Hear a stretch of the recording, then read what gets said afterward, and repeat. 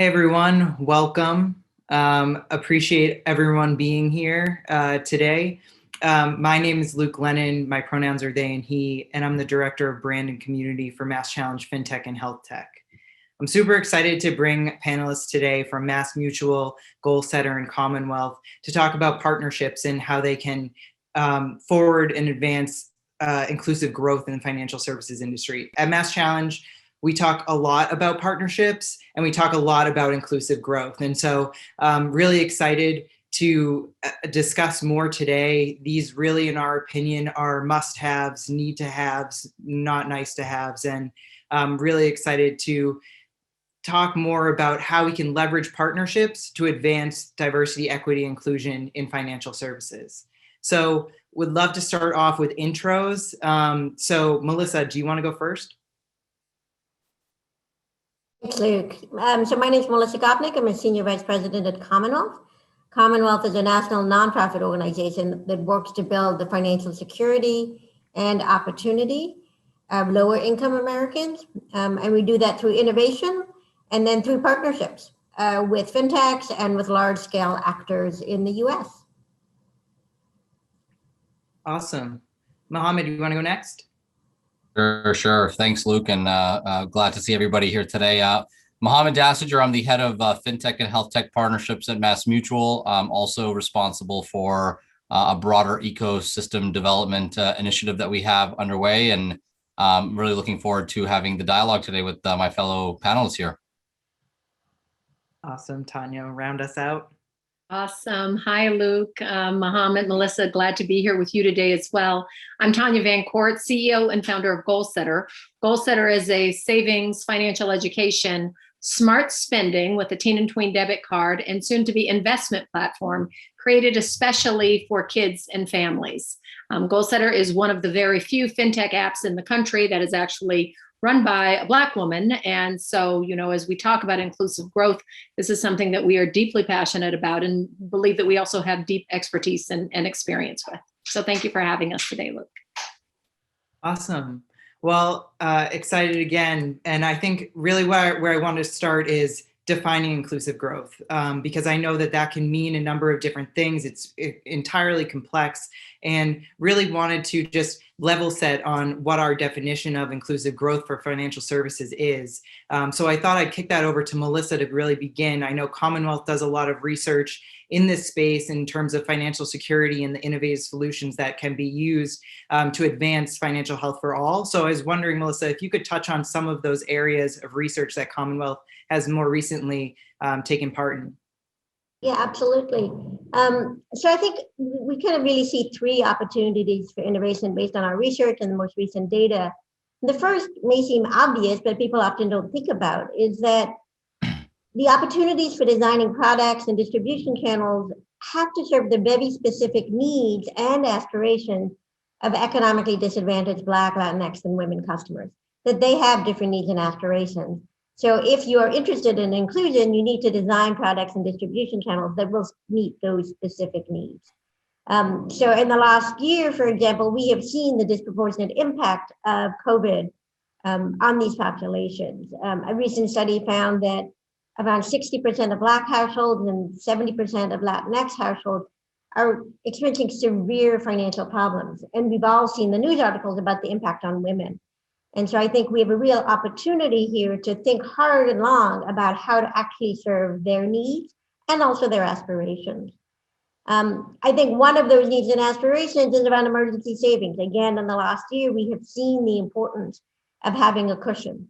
And again, disproportionate numbers of Black and Latinx, somewhere around 60 to 7%, don't have as little as $400 in savings. And we see opportunities for innovation, again, in product design, better products that will meet their financial life, and also in distribution channels.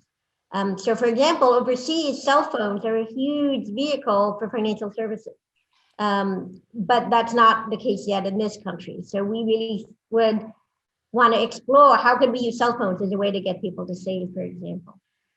And I think the final one that we've all seen is the growth of digital finance.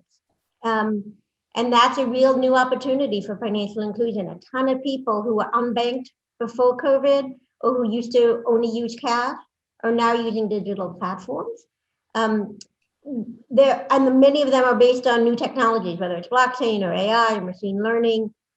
And we have a unique opportunity to make sure from the get-go those are designed with financial inclusion in mind. We don't want to replicate the existing economic, racial, and gender exclusion in financial services with these new technologies. So we think huge opportunity right now from the get-go to design with financial inclusion in mind right now. Super helpful for you setting the stage. Data is always so important to start with here. And I'm excited to go into some more of the solutions in the later half of the conversation today. Tanya, bringing your perspective as a FinTech founder, I'd be interested to hear what you envision for the future in terms of inclusive FinTech and what that looks like for you. Well, I think the first thing about inclusive FinTech, it goes back to what Melissa said in terms of identifying organizations that can understand both the product needs and the distribution needs of the communities that we are trying to bring these FinTech products to.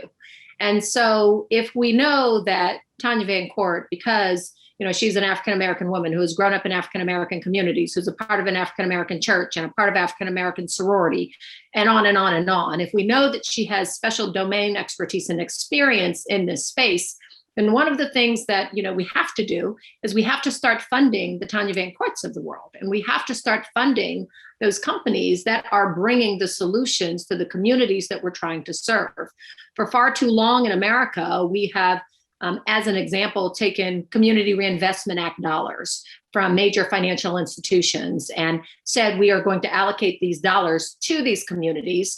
And so here we have dollars, here we have communities, but the bridge that you walk across in order to get the dollars into the communities has never really been a bridge that is one undergirded by Black people, brown people, their, the solutions that they are bringing to the table, because we've never funded those companies or those organizations to create these kinds of FinTech products. And I say that, quite frankly, because even as we look at the FinTech landscape today in the kids space, there are multiple other companies that are operating in the kids space. We are focused very much on the Black and brown community, but Goalsetter is a platform that's great for all kids. But we've received $6 million in funding compared to our competitors who have received 50 million all the way up to 300 million. We have to understand that inclusive growth requires money. Any growth requires money. So if we're talking about real inclusive growth, we can't say we are going to starve the companies and the vehicles that are supposed to be the vehicles carrying this inclusive growth on their backs and expect that the growth is going to happen. It's just not going to happen. We're essentially strangling the pipeline.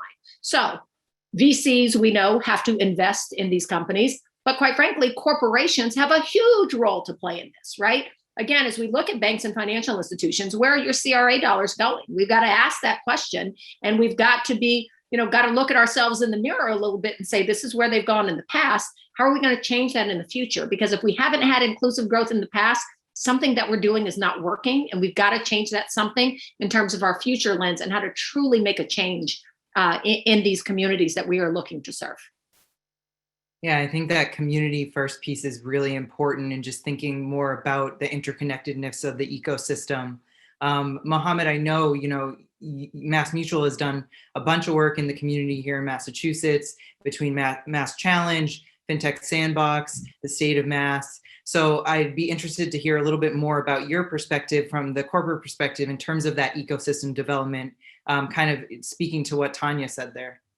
Yeah, absolutely. And, I think both Melissa and Tanya, hit it on the head. The reality is that, and I love the analogy, Tanya, that you just used around that bridge. I kind of use my other own analogy. It's kind of like, putting your money where your mouth is, right? So if we're talking about, making investments into helping communities that may be underserved or underprivileged, or simply just trying to help with, financial literacy across the board, right? And I always use the analogy of, I wish my parents taught me about Bitcoin or the stock market when I was 14 or 13 or 10 years old, right? And I think there's things are obviously evolving pretty darn quickly, and we need to understand that the future generation right? Our children, our grandchildren, our great grandchildren, really their futures are in our hands. And so I say this as a father, as a parent, but I also say this as somebody who works for a company that, I'm very proud of in terms of the work that we're doing in the community. And is there an opportunity for us to do more? Absolutely. Our peers as well. And I think really everyone has to just think about being open to really looking outside of the box for some of these, innovative solutions and helping invest back in the community. One of the things that, we've been fortunate over the last, several years, specifically in the last 3-4 years, is to be partnered with, MassChallenge, the FinTech Sandbox. We're actually, working closely with Tanya and her team, as part of the MassChallenge FinTech Accelerator program this year. So we have about 6 or 7 use cases. Tanya and I were just on the phone earlier today with a couple of our business advocates internally. But these are the small things. I think there's a lot of, I would say, culture change that first has to happen, right? So there's a lot of ingrained sort of mindset culture change that has to happen within big financial or institutions, corporations. Some are maybe further along, some are just starting, and some just maybe right there in the middle, and they're kind of changing the way that they're thinking and interacting. But ultimately, we got to all start somewhere, and there's a huge opportunity ahead of us to make a real big difference in the world, as cliche as that sounds. But I firmly believe it's true. I know that we at MassMutual believe that that's true. And I know we're continuously looking at ways of how we can, help really bridge this gap and create that financial inclusive model. Yeah, and I guess I should say also, forgive me, but shout out to FinTech Sandbox here. This is part of FinTech Talks that's been happening all week. There's been so many, I think a lot of what we'll touch on today has been spoken about earlier in the week and will continue to. So really a community effort. And I guess staying in the Boston ecosystem for a second, Melissa, I would love to hear too, just Commonwealth's kind of, you have some really interesting, intriguing partnerships to me. I think, non-traditional players like Etsy, for example, through BlackRock Savings Initiative and others. And so I was wondering if you could just kind of touch on maybe the BlackRock Emergency Savings Initiative to start, as well as kind of any other of those creative partnerships and really the value that you've seen in Commonwealth through those partnerships. Yeah, absolutely. And I think for us, our ultimate goal is to change the financial systems for millions and upon millions of Americans. And we're 20 people in Boston. So the only way that's going to happen is if we partner. And we partner with kind of 2 different groups of people. One, we partner with innovative fintechs and small kind of startup people who really are interested in testing new wild ideas. And our innovation lab partners with that kind of fintech. So for example, we've partnered with Isuzu to explore emergency collective savings. And then we also partner with more established financial institutions and employers, such as UPS and Voya, to really bring our ideas to scale. So when we partner with UPS, we're able to bring emergency savings to 90,000 workers. When we partner with Isuzu, we can test some new interesting ideas with 200 people. And so we really think it's important to understand the gamut of partnerships from younger startup fintechs to kind of mid-stage fintechs. So we've done some work with Acorns, for example, on understanding the investing platforms that would get more people to invest, all the way up to those people like Walmart and Target and UPS, who we have partnered with to really bring the ideas to scale.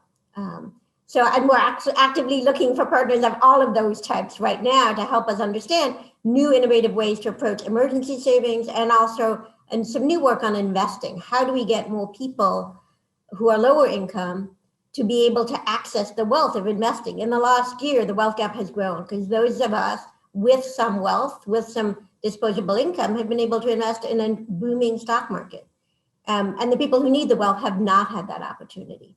So how do we level the playing field in the investing sphere, the new area for us, but one we're actively looking for partners in? Melissa, I'm glad to know you're actively looking for partners because Goalsetter is actually about to launch an investment component of what we're doing. We already have an emergency savings component for parents, because what we found is that we are bringing in kids, but kids are bringing in their parents. Mm-hmm. And 80% of the parents on the platform said, we love what Goalsetter does so much for our kids that we want to use it to save for our own goals too. We think that the same can happen with investment. And so if you're looking for people who are doing things in wild and crazy ways, count us in. I would love. Absolutely.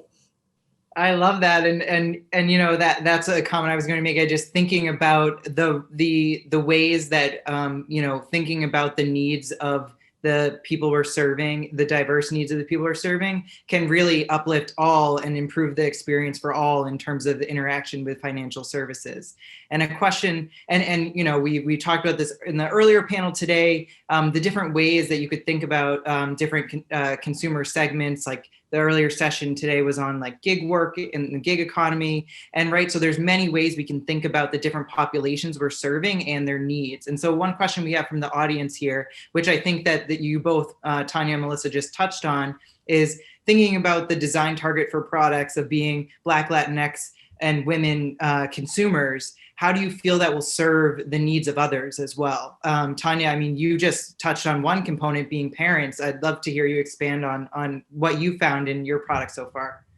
Sure, absolutely. So the interesting thing about us is we're creating a product for kids, right? It's a kids, I mean, first and foremost, we started off with kids. And when we started with kids, my background is from Nickelodeon. So, you know, I ran preschool and parenting digital at Nickelodeon. I cut my teeth on how do you engage and excite kids and at the same time educate them? And that wasn't just Black and brown kids, that was all kids. But I think that, you know, we all know from having lived in America for all of the time that we've lived in America, that Black and brown culture is a significant part of American culture. And Black and brown culture is a significant part of kids' culture.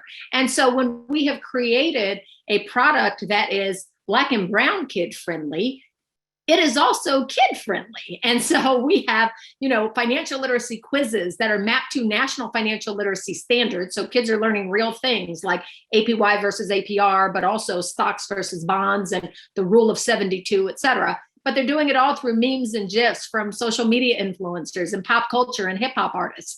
And, you know, we've got plenty of kids on our platform who are not Black kids. And those kids are like, I really love this and I'm really learning from it. And that meme was really funny. And, you know, we have advertisements that go out to kids and they're like, oh my gosh, beware, the big company people have figured us out. They actually created a funny meme, right? That's the kind of feedback that we get on our advertisements and on the product itself.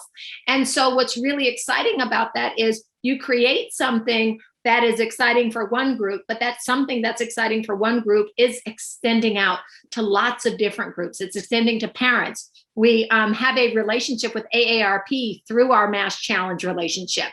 And so they are super excited about what we're doing because it's extending to grandparents and it's extending to kids from all backgrounds. So I absolutely think that, you know, we live in America, and as divided as America is also united in many ways. And one of those ways is culturally, you know, all kids are following the same trends and following the same things. And so when we get a product that really speaks to Black and brown kids, we are actually landing on, you know, a gold mine of a product that speaks to larger communities as well.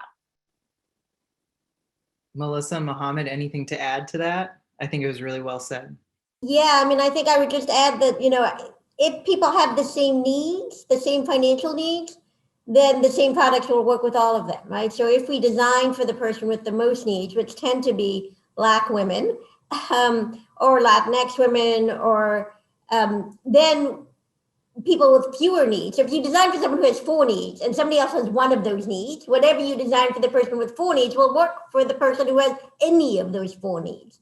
And so that's, I think, why when we design for the people with the most needs, we're actually expanding the universe of people who will be served by that product, because it'll be designed for the person with 4 needs, 3 needs, 2 needs, or just the one of those needs.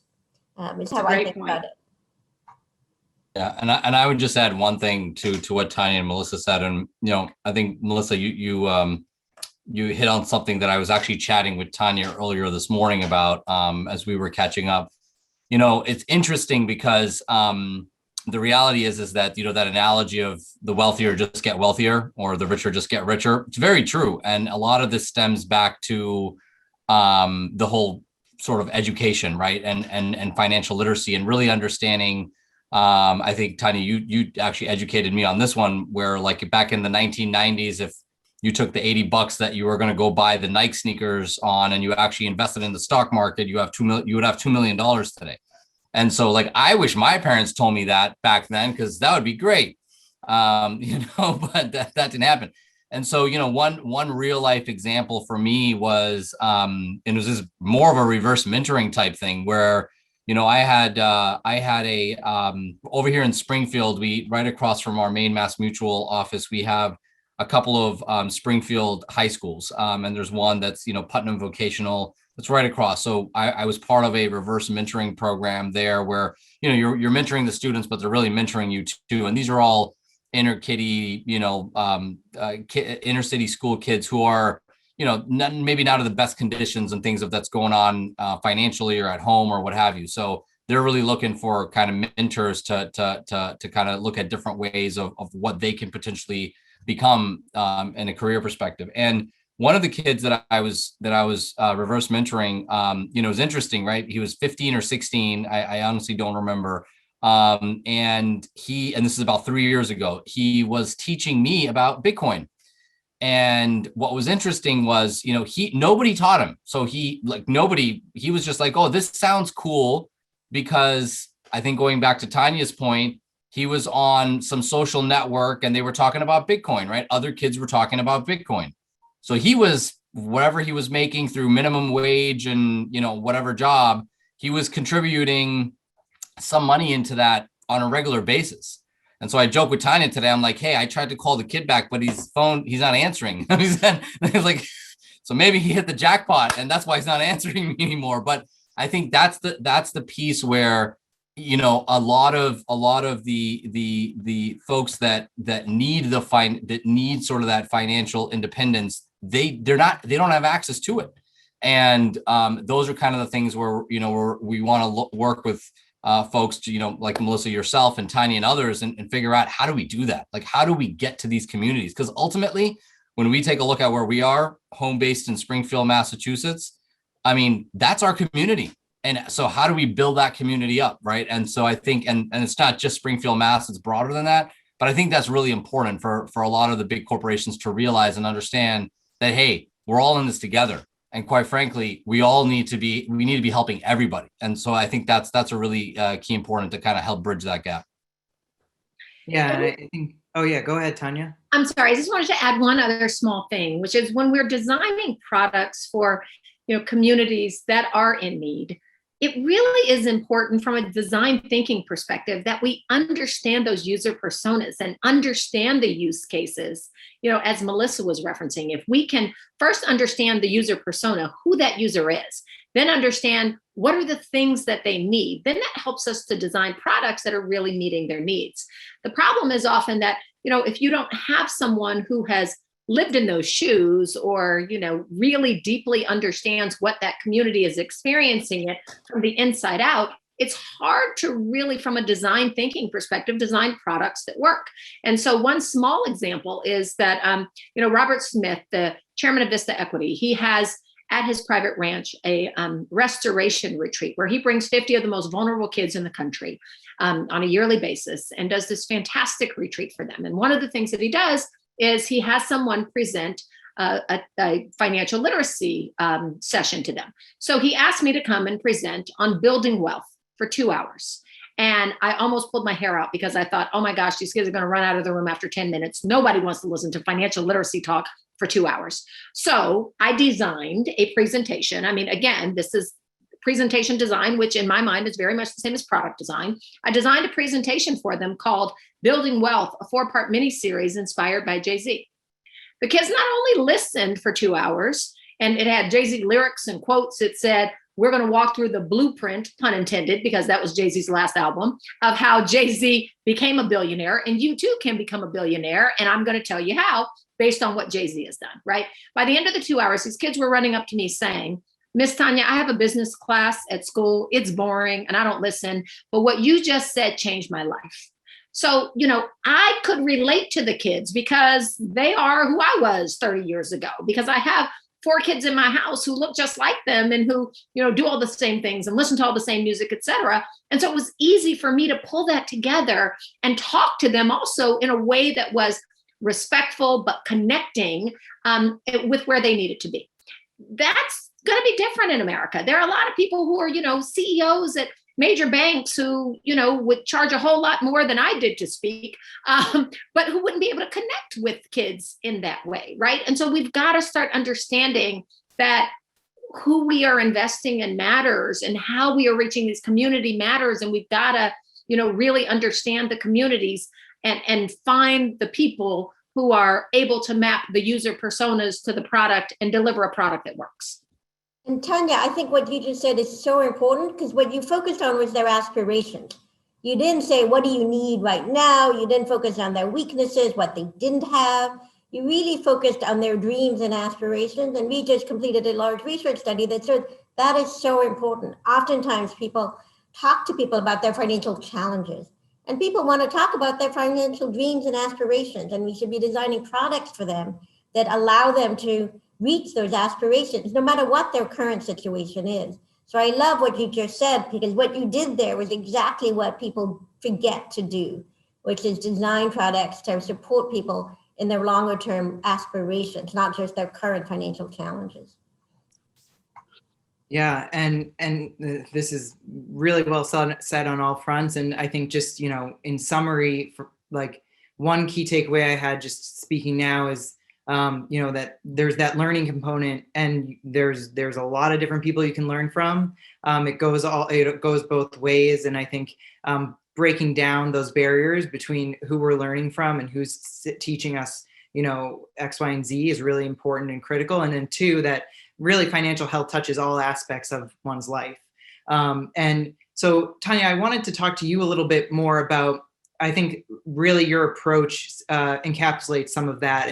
And that is that, traditionally we see a lot of fintechs partnering with traditional financial services companies, banks, credit unions, asset managers, insurers. But you've taken a little bit of a different route in some of your partnerships, and they're really creative and interesting. From the NBA to Nike to the YMCA. I was wondering if you could just walk us through a little bit of your approach and thinking there, and really what it's taught you.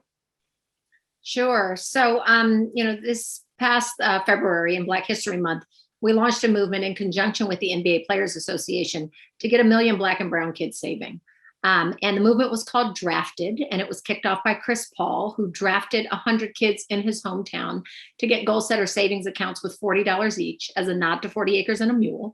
And then Chris Paul said, who's got next? And he passed the ball to Jaylen Brown, right there in Boston, a Boston Celtic. And Jaylen Brown took the ball and he drafted kids and he passed the ball.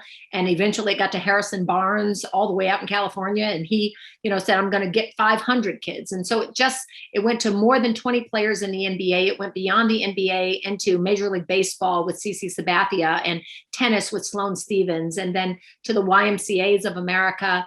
UBS Bank drafted 2,000 kids, and Nike just 2 weeks ago announced that they were drafting 10,000 kids. And so, to your question about why did we take that approach? We took that approach because in understanding our consumers, we know that our consumers don't necessarily trust banks and financial institutions.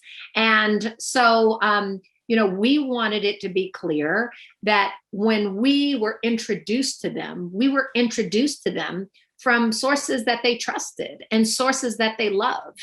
And so that we could become a beloved product, a beloved brand from the very outset. Because if I love and admire Chris Paul, not only because he's an extraordinary player, but because I know that he does a lot in the community, I know that he's an extraordinary human being, I know that he gives back, then if Chris is bringing Goalsetter to me and Chris says that Goalsetter is a great, not only product, but company, then I trust that company. And, that is a very, very different entry point than financial services has typically been able to walk in with into communities of color. And so, those those introductions and those entry points have been important for us, but also just, the connections that those individuals and those organizations have given us at the ground level to the communities that they're serving has been phenomenal. I mean, we just got off of a call with the city of Columbus, Ohio, because Trey Burke drafted kids in the city of Columbus. And so he not only wanted to draft the 100 kids that he was taking care of, he wanted to pull in the city of Columbus and say, how can we do something bigger and more expansive? Because we love what Goalsetter's doing. We believe in what Goalsetter's doing, and we want to do more of this in the city that is my hometown and that I care about. That's real power, and that's real movement. And that's, again, authentically connecting with people in those communities in ways that we can change their lives. And that's what we're looking to do. We're not just looking to be another FinTech product. And I'll just say one other thing on that. When Trey Burke drafted kids, when he drafts those 100 kids, we're not just sending them an email and saying, hey, you've been drafted by Trey Burke. Here's your $40 in a savings account. Bye. We are literally doing that building wealth presentation. I've done it now about 50 times this year for different groups. We do it in the evenings. I take time from my evenings to do it with these groups because we know that it's not just about the tool. It's also about them understanding the power of saving, the power of investing, how it can change their lives. So we are doing both of those together because we deeply believe that it's really important that we're not just providing people with FinTech tools, we're providing them with the context and providing them with the hope and the aspiration that those tools should really represent. I love that creative approach and really putting the consumer first and understanding their needs and aspirations. And, another element of it is, while the Nets and the Celtics may be competitors on the court, I think it shows, they can come together and collaborate for things like this. And I think similarly, maybe I'm putting words in your mouth, Mohammed, but, at MassChallenge, we see a lot of traditionally maybe more competitive financial institutions come together for this kind of work. And so I'd be curious in your time, as a founding member of MassChallenge FinTech, how you've learned from your peers in the industry and what those kind of partnerships may look like in terms of helping push the future towards more inclusive growth. Yeah, no, it's a great question, and I love the analogy there, Luke, about the Nets and the Celtics. And the reality is, look, when we started down this journey about 4 years ago, around really thinking on how do we solve real business challenges that we had in MassMutual, it wasn't just about our business challenge. It was the fact that we knew our peers and our partners, and yes, some of them are competitors, they're suffering from the same pain points or the same challenges that we have. And some of those being this, so the exact topic that we're talking about now. I mean, I can remember for as long back as I can, probably, at least 6 years, where more than 6 years, where the whole question around financial literacy, financial inclusion, this just keeps coming up and keeps coming up and keeps coming up. And so the reality is, I think I said this at the beginning, and if I didn't, I'll just say it. I'll say it here. It's, we believe that if we truly collaborate and share our ideas, network with others, and look, don't be afraid to potentially solve something together with someone, right? It doesn't mean that we MassMutual have to have the secret sauce. No, we rather share our findings that we're working with folks so that we can help enable and bring FinTech solutions or whatever those solutions are to the broader community, right? Whether it's here in the United States, whether it's in Massachusetts, the United States, or around the world. And so, we've had tremendous success. I can't say enough about, the partnerships that we've developed through the MassChallenge FinTech, both in the corporate side and on the startup side. I think all of the startups from our very first year, we're still in touch with, including the ones that we had last year. So, and then all of our corporate partners, whether it's the founding group, Fidelity, John Hancock, Putnam, Citizens. I mean, we've developed very, very close relationships with all of them. It's you kind of feel like it's your cousins. I mean, honestly, that's what we feel like. It's like we're just, what's for Sunday supper, right? Let's have that conversation and have that the meeting of the mind, so to speak. And it goes further than that, right? We've built relationships with AARP and some of our other partners on the champion side too, including Columbia Threadneedle, and so it's been an awesome journey all around. And I think ultimately, my message, if there's folks in the audience here from other companies, is don't be afraid to collaborate. Reach out to your partners, talk to them, right? Think about what are these big problems that we want to solve together collectively. And I think if we join our forces, we are going to be able to solve some of these big problems, right? But the first step is being able to understand and rationalize, going back to what Tanya said and Melissa said, understand who's your customer, understand, really truly understand who those individuals are that you're trying to reach and where you're trying to make that impact, because then that's going to help you understand what's the products is, what's the services, and quite frankly, what's the approach that you're going to take in order to get to that end goal. And that's really kind of the lens of how we approach everything. It's an open dialogue. It's an open conversation. There's no wrong answer, right? It's just let's think through it and let's figure out where that journey takes us. And I think what we often see is people do all the consumer research to understand the problem, but then they forget to design the solutions with the people who they're trying to get as their customers. So they kind of co-design both with the intended customer and with perhaps the larger financial institution that you eventually need to partner with to distribute at scale is incredibly important. We've seen a ton of people who go and do really good consumer research. They talk to a ton of people, and then they go back into their whiteboard room and go and say, we know what they need. They need financial education, or they need X or Y, and don't actually engage with consumers in the actual co-design of the solution to their financial challenges. And they have to also engage with large financial institutions if we want to have the impact on the world that we want to. So it has to have a business case, has to make sense from a business perspective. It's got to also make sense from a user perspective. And I think that's a huge area of innovation and growth for the FinTech industry is bringing that consumer viewpoint throughout the entire product development and distribution process. So I think that's super interesting what you said, Mohammed, and I think that co-design is so important throughout the process. Yeah, and that brings up a really good point. I know we all talked about this earlier this week, but really thinking about the role of product versus the role of distribution in inclusive growth. And, often we focus on product in these conversations. So, but we, as we've just heard from all of you, that distribution piece is huge. So I was wondering, maybe Tanya, if you can just talk to us a little bit more about how you think about distribution as it relates to product and opportunities for the industry to improve there. Yeah, I had my own aha moment with respect to distribution as a part of the Drafted campaign that we launched in February. And that aha moment came for me with a church called New Birth Missionary Baptist Church in Atlanta. New Birth decided, as a part of the Drafted campaign, because anyone could draft kids, that they were going to draft 400 kids in their congregation into the League of Financial Freedom by giving those kids Goalsetter savings accounts. And so we did our, orientation and talking about wealth building with those kids and with those families. And when we were done with that session, what we heard, literally our customer service team was inundated with, hey, when is the next session? We're so excited. We want more, right? We just kept getting question after question after question about when do we have another course? We liked that first course, and when are we going to get more in another one?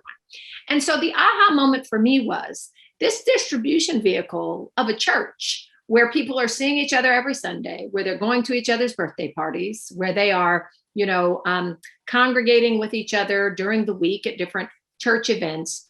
This creates a perfect opportunity to not just change one kid's life in Atlanta and one kid's life in Chicago and one kid's life in Seattle and one kid's life in Oakland, but to change a culture and a community, because you have distributed something to that community that has them all thinking and talking and acting in different ways, right? So now if you have 400 kids in that church who have Goalsetter, on a birthday or holiday, those kids are going to start sending around their Goalsetter link to each other and saying, hey, don't get me, any more gift cards. Don't get me any more plastic stuff.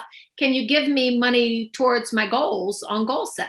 And then that becomes a way of being and a way of life for this community. And so when you want to think about how communities can change in mass, right? We've just landed upon getting into churches, getting into community groups, getting into places where people are living and working and spending time together, because now you can start to change mindset. And when you change mindset, then you change the potential of where this entire community is going in the future. So that's just one example of thinking about how distribution happens, right? We could have gotten those same 400 customers by running ads on Facebook today. That would not have changed that community of New Birth Missionary Baptist Church in Atlanta. Right. Financial services does not live in a vacuum, and nor do individuals. And that's really important to remember as we think about building products and how we distribute them and their impact. That's right. Melissa, Mohammed, do you have anything to add on that front? Yeah, I mean, I totally agree. We just did a research paper that on the positive financial futures around what are the mindsets that are required in order for someone to feel financially secure. And one of them turned out to be knowing people who are financially secure makes it feel much more probable that you can be financially secure to a kind of statistically significant way. So it's really fascinating that the concept of community and social networks is so important. We all know that instinctively, right? But kind of groupthink can be really negative, which we have seen also, but it also has a real opportunity to be a force for positive. If you can get a group of people together who are socially connected, who are all working towards the same goal, whether that's financial security, whether that's savings, whether that's investing. Mm-hmm. And so the power of the group is incredibly important. It's more than, the Venmo tell your friends you went out and had dinner together. It's much more powerful than that. And I think that's a huge untapped opportunity for FinTech is how do you really use the power of the group to improve people's financial lives. So I completely agree with what Tanya said. I think the other thing that people sometimes forget is the timing. It's incredibly important that you time the delivery of your product or your message at the right moment in someone's life. So when someone is struggling to not be able to pay their rent and are worrying about eviction, may not be the time to talk to them about retirement. And so I think this is a problem often with employers, that they offer all of these retirement products and are surprised when people don't take them up. Well, if you're struggling to pay your bills, paycheck to paycheck, it's not the time to talk to me about retirement. It's the time to talk to me about emergency savings, about debt management, but all sorts of other issues. So I think that's the thing around distribution channel and products is getting the timing right. So you can have the amazing product, you can have it distributed the right way, but if you give it to me when I'm not interested, and this is especially true of financial education, it's going to go in one ear and out the other. The metaphor I often use is if you're talking to a 20-year-old guy about wedding planning, you're not going to get far probably, right? And so I think that often happens with financial services is where we talk to people at the wrong moment in their lives about the wrong things. And so I think that's a real opportunity for innovation. Awesome. Yeah, I 100% agree. And I think, one other point that I'd add is just, demystifying financial services and also making it less taboo to talk about. Like, let's talk about our finances. Let's have those conversations. Let's not guard our salaries or how much, we're getting paid at work. Like, let's have those frank conversations in order to uplift each other and educate each other. So I think that's huge. I know we're coming up on time. So I wanted to switch a little bit to think about like the larger definition of partnership. I know we've talked about a variety of partnerships, but one that important piece of the community that I think Tanya touched on at the beginning of the hour was around investment. Investment VC dollars have been a huge barrier for fintechs looking to for underrepresented founders and fintechs looking to really focus on financial literacy and inclusion in their products and services. I think we're seeing the tide slowly shift, but I really would love to hear more from you, Tanya, and the other panelists around that investment piece, the focusing, I think, on like VC dollars as it relates to community and this inclusive, sustainable growth. Absolutely. So, when I started Goalsetter and I said, hey, we're going to create a kids fintech product, what I heard from VC was kids fintech is not VC backable and it will never be. So you're probably wasting your time because it's never going to be a VC backable category. Within a couple of years, there were a number of competitors who were not people of color and who were not women, frankly, who moved into the kids fintech space and got incredible amounts of funding. When I went back to the VC community and said, wow, now it's VC backable. This is so exciting. Now you can fund us at Goalsetter. Then what I heard was, well, now you have well-funded competitors. We couldn't possibly fund you now. And so, when I went to a bank 2 years ago to try to launch our debit card, what I heard was, well, we are not going to issue your debit card because you haven't raised $5 million yet. And quite frankly, no one else will either. It took us 2 years to get a debit card to market, when literally once we had a bank that had signed a contract with us, it only took us 4 months to get a debit card to market. So we have executed at every turn. We have an NPS score of 73, which when you look at NPS scores of 50 is excellent, 70 and above is world class. And we have, customers who are absolutely saying that Goalsetter is changing their lives and the lives of their families. And yet, we have literally 1/30 of the funding, of our closest competitors. That's a real problem. And it's a problem that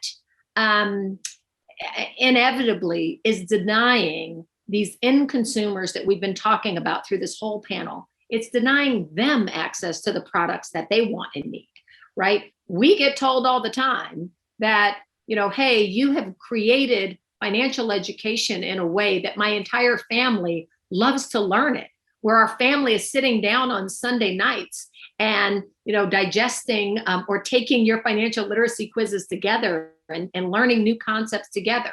But if Goalsetter didn't exist, all of those dynamics wouldn't exist.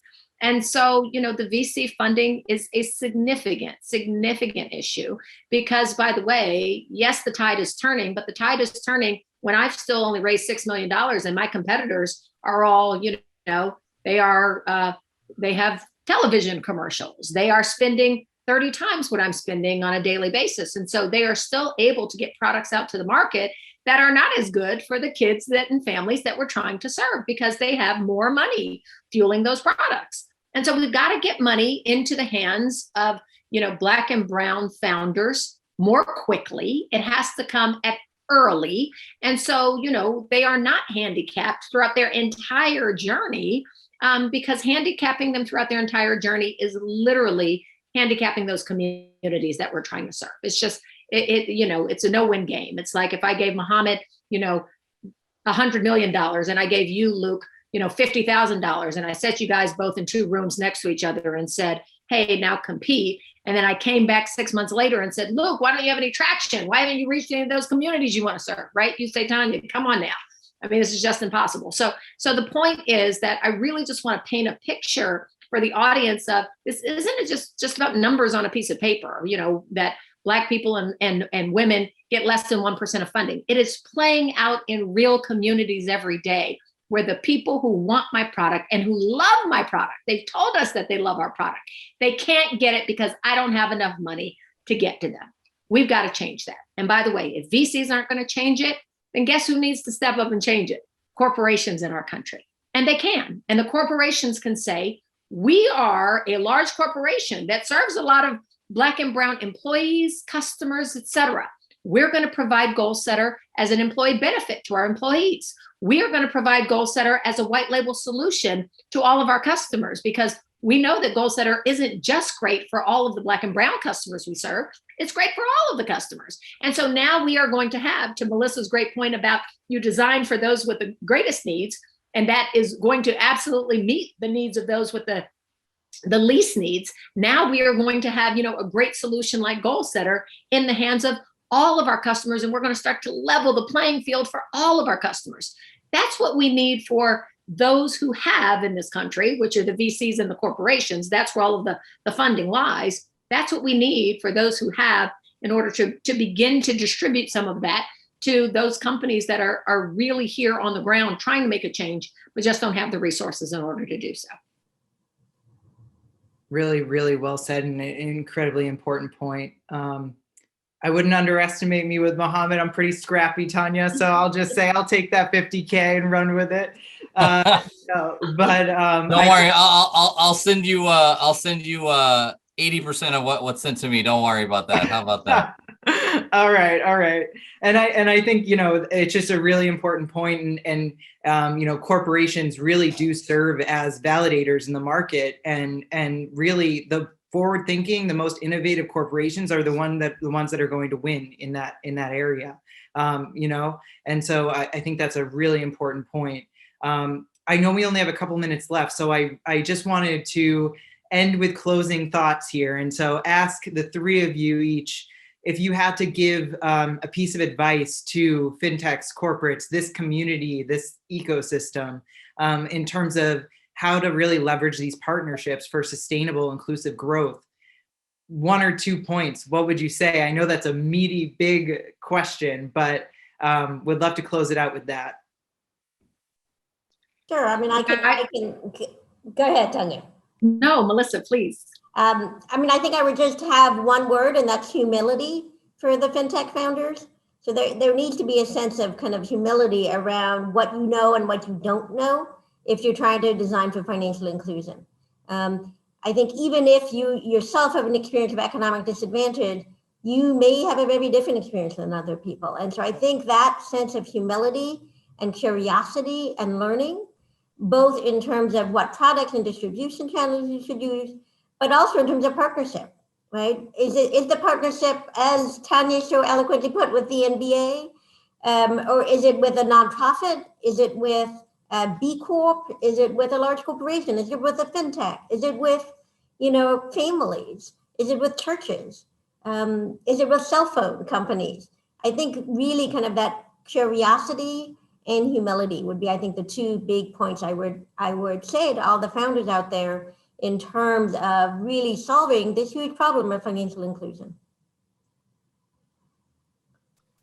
That was so well said, Melissa. I would just follow on and say, for all of the corporations out there thinking about these partnerships, I would say, look, if we look at where we are with financial inclusion today, and we know that we haven't made that many strides over the past 100 years, then the one word that I think we all need to take to heart is change. And so whatever you've been doing for the past 10 years, if you are not changing that by at least 50%, if you are not reallocating those budgets, if you are not forging new partnerships, if you are not, just completely relooking at what your roadmap was and where that roadmap has gotten us in a data-driven way, and then saying, how can we do things differently? Then we're just going to continue to see more of the same. So I would say, just willingness to change, understanding that based on what Melissa said, there is humility in all of this. There is listening and understanding anew in all of this, and just where we are as a country. And it's okay to say, we tried our best, but there are some things that we didn't get right. And so let's try something new. I think that's, that is the starting point that we all need to be operating from in order for us to truly do something now that will change America tomorrow. Yeah. So the only thing I would say is, look, everything Melissa and Tanya said, and it's hard to add on to that, but I think I would just leave it probably at one comment that was made at the very beginning of the hour, which was we all at a personal level need to be open and not be biased around how we're thinking. Because going back to, I think what Tanya, you were saying is, one of, I think, the biggest pitfalls is we just keep doing the same thing that we're doing. And so the first thing is forget about what company you're with or who you're working, like just as a person, as an individual. It goes back to the humility thing that Melissa, you're talking about. Just put yourself in other people's shoes. And that's usually very hard to do, but you have to do it. If you can truly put yourself in other people's shoes and be open to learning, to listen, really listening, and then thinking about what you can do and what impact you can make, whether that's on an individual level or on a corporate level, that's how you're actually to drive the change, I think, Tanya, that you're talking about. So that it starts by each person, and each person can form that chain or that link, then where we can really make a true impact in the world. Yeah, and all well said all around. I really want to thank the three of you for not only taking the time to provide your insights in today's discussion, but just for the work you're doing. I mean, it's incredible, and you're literally saving people's lives. So I really appreciate that. And on behalf of MassChallenge FinTech, just want to say a big thank you. Also, thank you to FinTech Sandbox for FinTech Talks this week and for putting this all together and bringing light to this important issue, really rallying the community around the future of financial services and FinTech and making it better than it is today. So thank you all so much. And everyone have a good weekend. Have a good rest of your week. Appreciate it.